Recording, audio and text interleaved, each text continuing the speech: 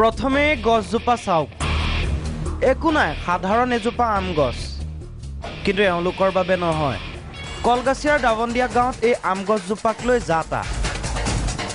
ধূপ ধূনা জ্বলাই পূজা কৰিছে গছজোপা চাবলৈকে ভিৰ বাঢ়িছে পৰীক্ষা পাইছেহি এই অচিলাতে কিবা হলেও হওক বুলি পইচা দিছে শিক্ষাৰ্থীয়ে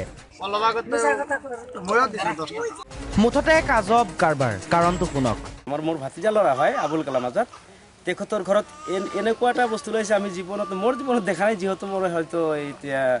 ধৰক 50 হলে আৰু কিন্তু এতিয়ালৈকে দেখা নাই এনেকুৱা বস্তু এটা ওলাইছে এওঁ জীৱনত দেখাই নাই বস্তুটো এইটো তিনিটা আম গছজোপাত তিনিটা আম লাগিল এয়াতো আমৰ বতৰ মুঠেও নহয় কিয় লাগিল এওঁলোকৰ হাহাকাৰ আমটো এনেকৈ লাগিছে তাৰমানে যোনদিনাৰ পৰা লাগিছে সুন্দৰ মানে ডাঙৰ নহয় যিমানে ডাঙৰ ওলাইছে সিমানে ফুল চুল একো নাছিল কেনেকুৱাকৈ লাগিছে ভাবক ডাঙৰ নহয় মানে কিবা এটাতো আছে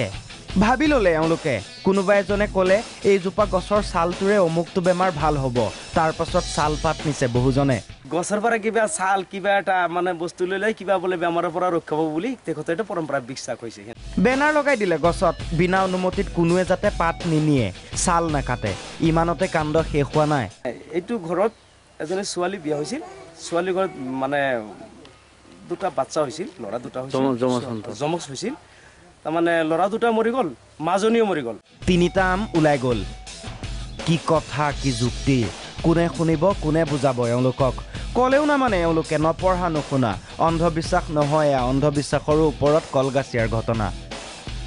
কলগাছিয়াৰ পৰা জাহিদুল ইছলাম প্ৰাগ নিউজ